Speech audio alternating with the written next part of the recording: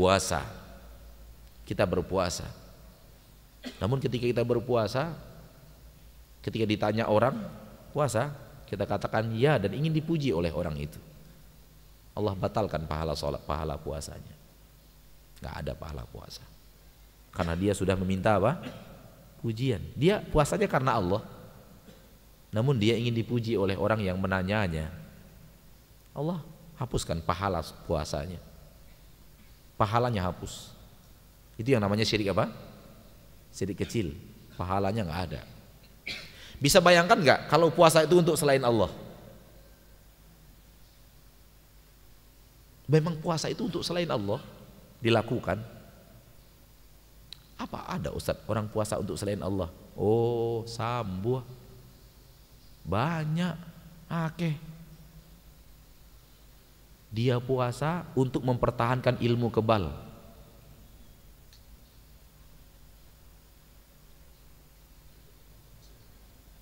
Apa?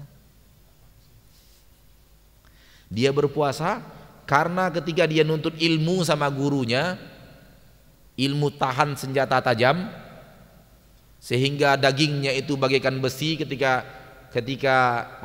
parang itu dipukulkan ke tangannya itu bunyinya bukan cres gitu kan. Kalau daging kan cres bunyinya, cres gitu, kalau mengalir apa? Darah. Tapi kalau dia pakai ilmu itu enggak, dipukulkan bunyinya teng teng teng di tangannya itu. Besi ketemu besi.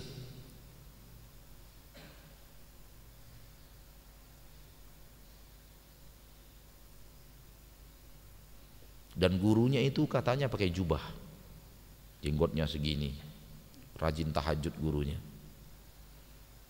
Kata gurunya, setelah dipelajari ilmu ini, baca zikir ini, baca zikir itu, la ilaha illallah 5555. Kata gurunya, syarat ilmu ini bertahan, kamu harus puasa terus Senin dan Kamis. Maka dia puasa terus Senin dan Kamis. Untuk itu syirik besar, bukan kecil.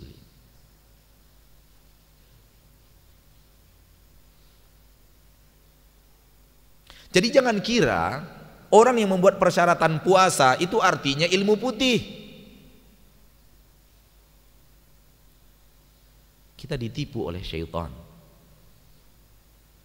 Hitam dan putih. Kalau pakai membunuh orang, pakai tidak sholat, pakai Al-Quran diletakkan di toilet, itu katanya ilmu hitam. Tapi kalau pakai zikir, pakai tasbih, pakai puasa, itu katanya ilmu putih. Dua-duanya hitam legam. Kitanya saja yang dimain-mainkan oleh setan. Pak, Bu, setan menjebak manusia dengan dua hal. Manusia yang rajin maksiat, setan jebak dengan maksiat. Dan manusia yang rajin ibadah, setan jebak dengan ibadah. Yang mirip ibadah, bukan ibadah, maaf. Setan jebak dengan sesuatu yang mirip ibadah. Karena manusia ini ada dua bahagian. Ada yang ingin maksiat, ada yang tidak mau maksiat. Dua-duanya harus dibuat jebakan. Ada orang yang benci maksiat, maunya zikir, dijebak pakai sesuatu yang seperti zikir padahal bukan zikir. Baca 5555 la ilaha illallah Jumat Kliwon supaya begini. Dia baca itu. Ini pasti bukan dari Nabi. Nabi nggak kenal Jumat Kliwon itu apa. Ya? Ada Jumat Kliwon di zaman Nabi? Nggak ada. Itunya saya sudah menunjukkan bahwa ini nggak dari Nabi, ini zikir ini. Ditambah jumlahnya yang 5555.